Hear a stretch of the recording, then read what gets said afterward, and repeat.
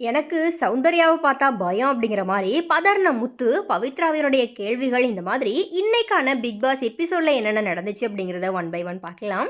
So இந்த எபிசோட விஜய் சேதுபதி அவர்கள் இன்முகத்தோட ரொம்பவே கூலாக ஹேண்டில் பண்ணார். யாரையுமே அனாவசியமாக கடிந்து கொள்ளலை. இருந்தாலும் நிகழ்ச்சியில் பார்த்தீங்க அப்படின்னா அதிகமாக சுவாரஸ்யமும் இல்லை.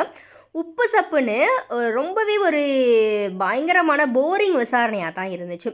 சீக்ரெட் டாஸ்க் அப்படிங்கிற மாதிரியா தெரிஞ்சதுக்கு அப்புறமா தான் ராணவை பலருமே பாராட்டினாங்க. ஏன்னா சிறந்த போட்டியாளர் தேர்வு ஆரம்பிக்கிறதுக்கு முன்னாடியாவே இந்த ரகசியத்தை பார்த்தீங்க அப்படின்னா பிக் பாஸ் உடைச்சிருக்கணும். வர்ஷினி கேரக்டராகவே மாறிட்டாங்க போல். விபி சார் மேலே உண்மையாகவே அவங்களுக்கு க்ரஷ் வந்திருக்குதான். ஸோ இந்த விஷயம் வெளியே தெரிஞ்சிச்சு அப்படின்னா கண்டிப்பாக அருணுக்கு பார்த்தீங்கன்னா அர்ச்சனா கிட்ட இருந்து அர்ச்சனை கிடக்கும். எனிவே கேஷுவல் ட்ரெஸ்ஸில் கேஷுவலாக மேடைக்கு வந்தார் விஜய் சேதுபதி. ஸ்கூல் டாஸ்க் பார்க்க நல்லா இருந்துச்சுல. அந்த நாட்கள் பலருக்குமே மகிழ்ச்சியான அனுபவமாக இருந்திருக்கும். ஆனால் எனக்கு அப்படி இல்லை. குள்ளமாக இருப்பேன், அதனால் ரொம்ப கிண்டல் பண்ணுவாங்க. மக்கு வேற தாழ்வு மனப்பான்மை.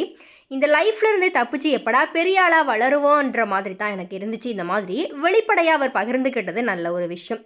இளம் வயதில் எதிர்கொள்கிற புல்லிங்க பலருமே பல நாள் அவங்களுடைய வாழ்நாள் முழுக்க அது பாதிச்சிடும். ஓகே, வாங்க வெள்ளிக்கிழமை நிகழ்வுகளை பார்க்கலாம் அப்படிங்கிற மாதிரி கூட்டிகிட்டு போனார் விஜய் சேதுபதி. ஒரு சிம்பிளான டாஸ்க்கை செய்ய வைக்கிறதுக்காக தலையால் தண்ணி குடிக்க வேண்டி இருக்குது அப்படிங்கிற மாதிரி சொன்னார் அருண்.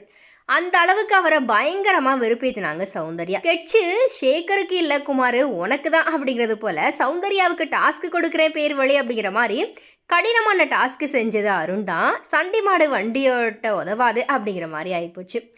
அண்ட் விபி சார் மேலே ஒரு க்ரஷ் ஃபீல் வருது அப்படிங்கிற மாதிரி ஜெஃப்ரி கிட்ட தனியாக சொல்லிக்கிட்டு இருந்தாங்க வர்ஷினி. அதாவது கேரக்டர் படி சொல்கிறியா அப்படிங்கிற மாதிரி நம்ப முடியாமல் கேட்டார் ஜெஃப்ரி. இந்த பூனையாக பீர் குடிக்குது அப்படிங்கிற மாதிரி ஜெஃப்ரியால் நம்பவே முடியல. இல்லை, உண்மையாகவே மனசில் இருக்கிறத ஓப்பனாக சொல்லிடுறது தான் என் வழக்கம் அப்படிங்கிற மாதிரி சொன்னாங்க வர்ஷினி, கொஞ்சம் வெட்கத்தோட கூட. இதில் தப்பு ஒன்றும் கிடையாது. ஆண்கள் இதை பெருமிதமாக வெளியே சொல்லிக்குவாங்க, பெண்களால் அப்படி சொல்ல முடியாது. ஸோ அப்படி ஒரு பாசாங்கு சமூகம்.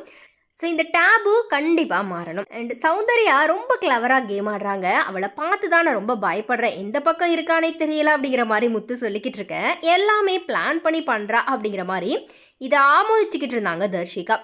எதிரி இப்படி தான் அப்படிங்கிற மாதிரி தெரிஞ்சுட்டா அவங்க கிட்ட மோதுறது ரொம்ப ஈஸி. ஆனால் ஒருத்தவங்க அன்பிரிடிக்டபிளாக இருந்தால் அவங்கள எப்படி எதிர்கொள்கிறது அப்படிங்கிறதுல குழப்பம் வந்துடும்.